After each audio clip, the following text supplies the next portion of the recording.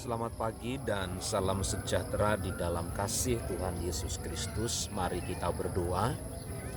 Pujian, hormat, syukur kami naikkan bagimu Tuhan, karena kebesaran dan kemuliaan-Mu yang selalu dilimpahkan bagi kami. Kami percaya perbuatan-Mu yang ajaib membuat kami selalu bersuka cita di dalam Engkau, dan kebenaran-Mu menjadikan kami semakin bertumbuh. Kami akan renungkan firman di dalam nama Tuhan Yesus. Amin. Hakim-Hakim pasal 2, 21 sampai ayat 23 demikian. Maka aku pun tidak mau menghalau lagi dari depan mereka satupun dari bangsa-bangsa yang ditinggalkan Yosua pada waktu matinya. Supaya dengan perantaraan bangsa-bangsa itu aku mencobai orang Israel.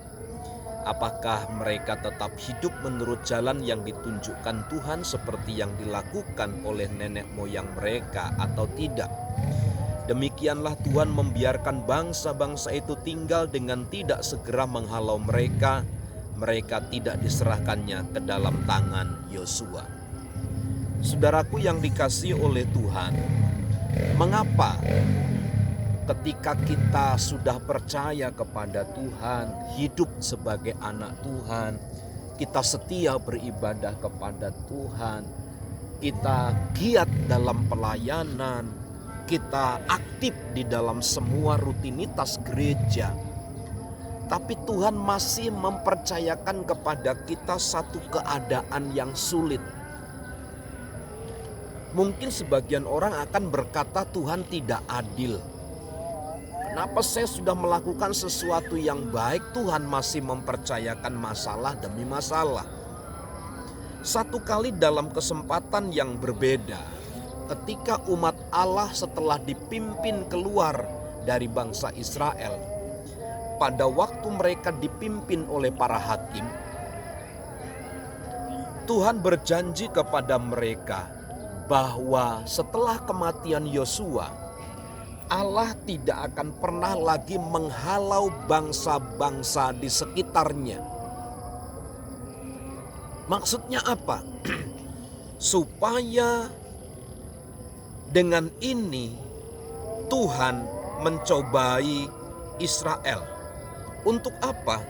Apakah mereka tetap hidup menurut jalan yang ditunjukkan Tuhan seperti yang dilakukan oleh nenek moyang mereka atau tidak? Artinya Tuhan membiarkan bangsa-bangsa itu tinggal di sekeliling mereka dan tidak segera menghalau mereka dan tidak diserahkan ke dalam tangan mereka. Paulus pernah menyatakan dengan keprihatinannya, dia telah berdoa kepada Allah 3 kali agar duri dalam daging itu dilepaskan dalam tubuhnya, dibebaskan dalam tubuhnya. Tetapi Allah berkata kepadanya, cukuplah kasih karuniaku bagimu. Artinya duri dalam daging itu tetap tertanam. Sebagai apa? Respon terhadap kesetiaan kepada Allah. Jadi ketika umat Allah dipercayakan bangsa-bangsa di sekitar itu, harusnya itu menjadi milik mereka, tetapi mereka tidak ditumpas. Kenapa? Karena bangsa-bangsa itu menjadi alat bagi Allah untuk melihat kesetiaan mereka kepada Allah.